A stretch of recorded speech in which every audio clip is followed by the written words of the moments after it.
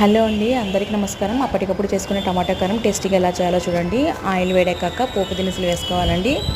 So వీటితో పాటుగా కొంచెం శనగపప్పు వేసుకోవాలి అండ్ అలాగే 2 ఎండుమిర్చిని వేసుకోవాలి. సో బాగా ఇప్పుడు చిటపట అంటున్నాయి కదా పోపు దినుసులన్నీ. ఇప్పుడు కొంచెం కరివేపాకు. సో ఇందులోకి ఇప్పుడు మనం ముందుగా కట్ చేసి పెట్టుకున్నటువంటి టమాటో ముక్కల్ని ఈ పోపు దినుసులోకి మొత్తానికి వేసేసుకోవాలి. సో చూడండి, మొత్తం వేసేసుకున్నాం కదా. ఇప్పుడు ఈ టమాటాస్ అన్నిటిని కూడా బాగా కలుపుకోవాలి. ఈ టమాటా కారం చాలా టేస్టీగా ఉంటుందండి. అసలు వీటికి కారం నీళ్ళు అనేది అసలు అవసరమే లేదు. మనకి తినడానికి చాలా టేస్టీగా ఉంటుంది. అలాగే నోరు బాగలేదన్న వాళ్ళు, లేకపోతే హెల్త్ బాగలేదన్న వాళ్ళు, ఏదో తినడానికి ఏదో ఉంటే బాగుంటుంది, కొంచెం స్పైసీగా, కొంచెం పుల్లగా కారంగా అనుకునే వాళ్ళకి సూపర్ రెసిపీ అండి. సో వాటర్ అయితే అవసరం లేదు, టమాటోస్లో ఉన్న వాటరే ఎనఫ్ అయిపోతుంది.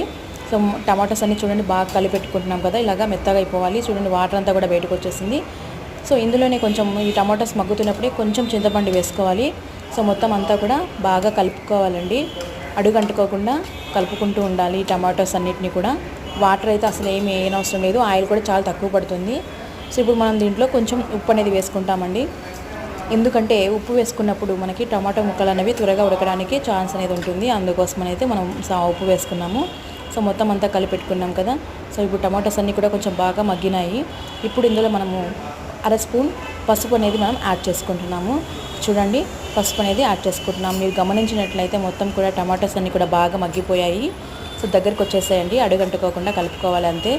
జస్ట్ 5 మినిట్స్లో, ఖచ్చితంగా 5 మినిట్స్ అంటే 5 మినిట్స్లో అయిపోయేటువంటి టేస్టీ కారం అండి. ఎవరైనా ఇష్టంగా తింటారు. వేడి అన్నంలో అయినా, చపాతీలోకైనా, రొట్టెలోకైనా, సో దోశలోకైనా, వేటిలోకైనా సరే సూపర్ కాంబినేషను.